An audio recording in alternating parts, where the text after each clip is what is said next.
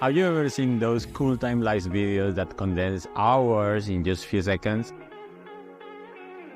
Well, let me introduce you to something more interesting, the hyperlapse.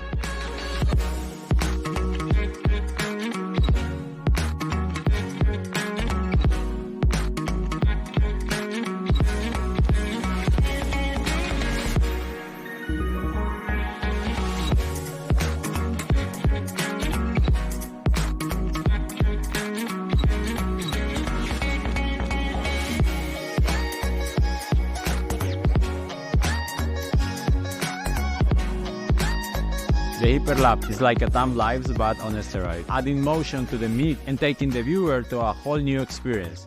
So you might be wondering how this is done, and this is what we are going to talk today. In few words, an hyperlapse is a bunch of photos taken from very different angles, giving to the shot the sense of motion. It doesn't matter if you already know the place or not, the best tool to start the pre-production and the planning shooting is Google Street View. From there, you can just check if the route that you were thinking that is going to work for the shot, it really does. After you have prepared the whole path that you're going to follow for the hyperlapse, then it's time to prepare the tools for that. To make an hyperlapse, you could use a tripod, you could use a monopod, you could use a gimbal, and you can go handheld. Please just don't go handheld if you really know what you are doing. I didn't want to use tripod or a gimbal to add an extra motion to the shot. I decided that this time I'm going to bring the Slidepod Pro.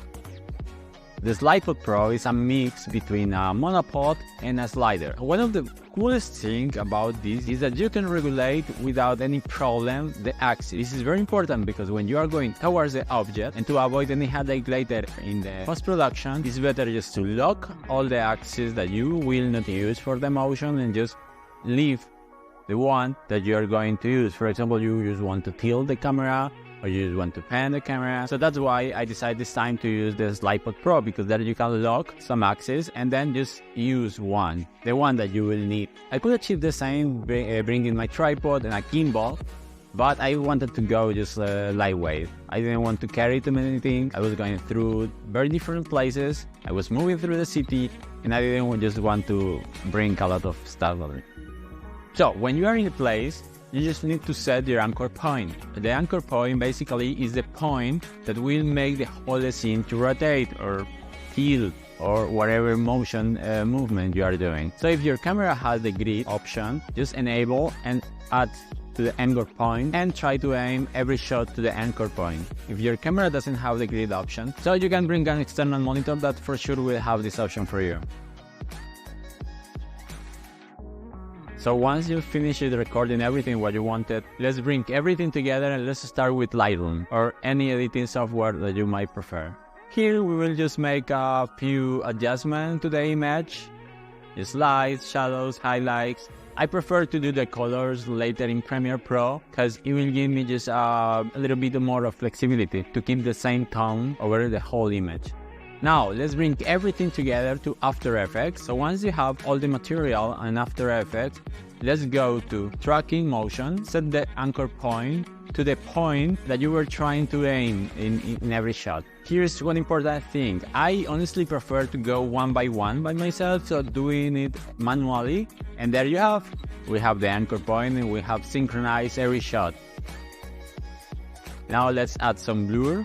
Let's search for the effect Force Motion, and that's pretty much everything. Now let's go back to After Effects just for the final touch with the colors.